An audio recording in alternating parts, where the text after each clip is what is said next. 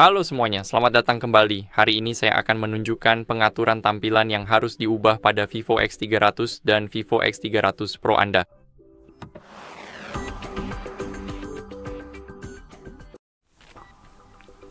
Jadi pertama-tama kita ingin menyesuaikan kecerahan layar. Jadi ini adalah pengaturan yang sangat jelas yang kita ubah di aplikasi pengaturan.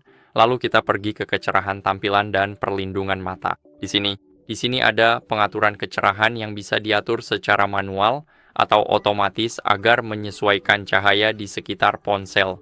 Jadi, kalian bisa menurunkannya secara manual untuk menghemat baterai atau pilih otomatis agar menyesuaikan sendiri. Sesuai dengan kondisi cahaya, sekarang kalian bisa melakukannya di sini. Selanjutnya, menurut saya pengaturan tampilan kedua yang harus diubah oleh semua orang. Jika kalian tidak selalu menggunakan mode gelap, tapi hanya menggunakannya di malam hari, maka saya sarankan kalian mengubah pengaturan jadwalnya. Di sini kita punya opsi dari matahari terbenam hingga matahari terbit, tapi ini membutuhkan akses lokasi. Kita bisa beralih ke pengaturan khusus, dan kita bisa mengubahnya ke mode terang.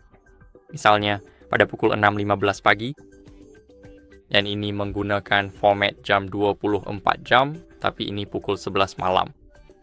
Sekarang klik OK dan pada dasarnya, kapanpun waktunya, izinkan saya untuk segera mengubahnya ke pukul 5:45 menit. Seperti yang bisa kalian lihat sendiri, saat ini kita semua sedang berada di dalam mode tampilan terang. Tapi saat saya ubah ke 37, masih ada 1 menit lagi. Lalu, pada pukul 17.47, yaitu 5:47 sore, kita akan ubah ke mode gelap. Jadi sekarang itu dia. Sekarang seharusnya akan berubah dalam beberapa detik. Karena adanya keterlambatan, hal itu cukup normal, bahkan jika hanya tertunda 1 atau 2 menit. Tapi mungkin karena kita baru saja memasangnya. Jadi itu sepenuhnya normal. Dan sebaiknya diuji coba setiap kali Anda benar-benar mencobanya. Sebagai contoh, pada pukul 11 malam, bukan sekarang. Namun ini jelas cocok sebagai latar. Nah, yang ingin kalian ubah adalah meningkatkan kenyamanan dan perlindungan mata. Dan ingin fiturnya dijadwalkan atau aktif terus. Namun jika aktif terus, hasilnya layar jadi kekuningan. Jadi ini hanya digunakan saat kalian tidak sedang di misalnya PC, kalian tidak sedang di depan layar TV, atau kalian hanya sedang berbaring di tempat tidur dan ingin menggunakan ponsel tanpa merusak mata. Di sini, kalian juga bisa mengaturnya secara custom. Jadi misalnya kalian ingin mengaturnya jadi waktu mulai akan diatur pada misalnya pukul 11 malam, sama seperti mode gelap, dan kita akan mengakhiri pada pukul 6.15 pagi. Sama seperti mode gelap dan terang. Di sini, kalian juga bisa memilih penyesuaian perlindungan mata. Kalian bisa mengaturnya ke mode pintar, dan secara otomatis akan menyaring cahaya biru untuk mengurangi kelelahan mata. Jadi, kalian juga bisa menggunakan pengaturan global. Kita bisa menggunakan yang lemah, kita bisa menggunakan yang normal dan yang kuat. Seperti yang kalian lihat, ini ramah untuk mata kering. Kalian bisa melihat ada perbedaan yang sangat jelas pada pengaturan di sini. Dan pengaturan di sini, jadi sekarang ini adalah pengaturanku. Dan yang juga perlu kalian ubah adalah masuk ke pengaturan layar di sini. Maaf, bukan pengaturannya tapi bagiannya, lalu ubah kunci otomatis menjadi 30 detik atau 1 menit. Karena kali ini kalian tidak ingin membuang baterai kalian untuk itu. Ponsel kalian tetap berjalan dan kalian bahkan tidak menggunakannya, tapi layarnya masih menyala. Dan 1 menit atau 30 detik menurutku sebenarnya sudah cukup.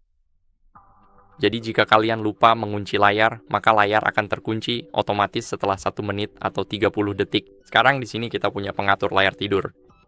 Seperti yang kalian lihat, ini adalah pengaturan yang bisa kalian aktifkan atau nonaktifkan, sepenuhnya terserah kalian. Seperti yang kalian lihat, di sini kita punya foto-foto. Sekarang kita bisa melihat pratinjau dan beginilah tampilannya. Jadi sekarang benar-benar kosong. Saya akan menonaktifkannya. Ini adalah pengaturan yang selalu saya nonaktifkan, tapi ini sepenuhnya tergantung preferensi kalian. Kalian bisa mengatur foto sendiri, dan selanjutnya adalah mengatur font yang berbeda. Jadi ini juga ada di bagian tampilan. Di sini kita punya gaya font biar saya setujui dengan cepat. Dan di sini seperti yang kalian lihat, saya punya 2 font dan masih banyak font lain yang tersedia di sini. Jadi kalian bisa mencari font yang kalian suka. Tapi menurut saya, Vivo Sense sebenarnya adalah font yang bagus. Kita bisa menerapkannya, dan seperti yang kalian lihat sekarang, fontnya sudah diterapkan. Sekarang kita punya font yang berbeda di ponsel kita, tampilannya benar-benar berbeda, dan saya akan kembali ke pengaturan tampilan. Dan di sini kita punya ukuran dan ketebalan font. Jadi seperti yang kalian lihat, kita bisa mengaturnya menjadi tebal. Sebagai contoh, kita bisa mengubah ukuran font menjadi kecil, dan sekarang beginilah tampilannya. Jadi kita benar-benar bisa mengubah tampilan ponsel hanya dengan mengganti font, dan kalian bisa lihat betapa jelas perbedaannya. Kita juga bisa menggunakan font yang tipis, dan sekarang ponsel kita juga terlihat sangat berbeda. Kita juga dapat memilih untuk menggunakan ukuran font dengan pilihan ukuran seperti besar ataupun standar. Dan sekarang mari kita beralih dari font ke ukuran tampilan. Seperti yang kalian lihat, inilah yang ingin kalian ubah. Saya selalu menggunakan yang kecil. Saya merasa ini adalah pengaturan terbaik untuk saya karena saya suka banyak hal tampil di layar. Dan dengan pengaturan besar, saya mau jelas nggak akan mendapatkan itu. Jadi ukuran kecil tampilannya seperti ini. Tentu saja di sini juga sekarang tampilannya berbeda. Untuk resolusi layar, kalian bisa pilih Ultra HD untuk tampilan yang jauh lebih tajam. Tapi gunakan mode HD agar baterai lebih awet. Jadi, ubah ke HD hanya jika kalian sedang benar-benar perlu menghemat baterai. Tapi saya sarankan untuk selalu menggunakan Ultra HD. Sekarang, untuk refresh rate layar, kalian sebaiknya mengubahnya ke Smart Adaptation atau High. Saat Anda tidak menggunakan ponsel, layarnya berada di 60 Hz, namun saat mulai digerakkan, frekuensinya jadi 120 Hz. Jadi gerakan lebih halus dan hemat baterai saat ponsel sedang tidak digunakan. Namun, setiap kali kita menyetelnya ke tinggi, refresh rate-nya selalu 120 Hz dan baterai kita jadi jauh lebih cepat habis. Jadi, adaptasi cerdas itulah yang dibutuhkan saat ini. Yang bisa kalian lakukan selanjutnya adalah memeriksa tampilan dalam mode layar penuh dan tampilan di bagian atas. Di sini kalian bisa mengubahnya sesuai keinginan dan tampil layar penuh seperti yang terlihat. Aplikasi teradopsi tak muncul di daftar khusus untuk aplikasi yang belum diadaptasi. Kalian bisa aktifkan atau matikan. Sebagai contoh Netflix di sini. Cuman ini aplikasi yang saya punya di sini karena ponselnya baru dan belum banyak aplikasi. Dan di sini ada opsi tampilan atas. Jadi di sini kalian bisa mengubahnya misalnya menjadi auto fit. Seperti terlihat, sistem otomatis menentukan perlunya menghindari kamera depan untuk menampilkan konten pada antarmuka aplikasi.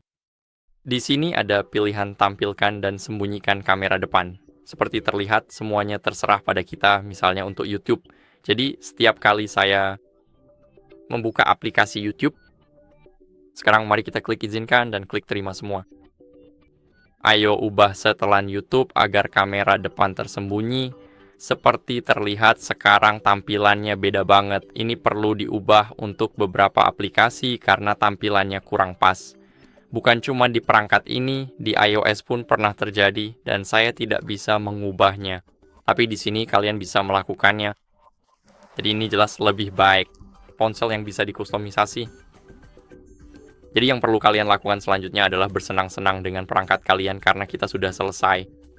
Itu saja untuk videonya. Semoga video ini bermanfaat dan semoga pengaturan tampilan tadi membantu kalian dalam menggunakan ponsel ini. Itu saya percaya kalau bermanfaat. Jangan lupa like, subscribe, dan komen.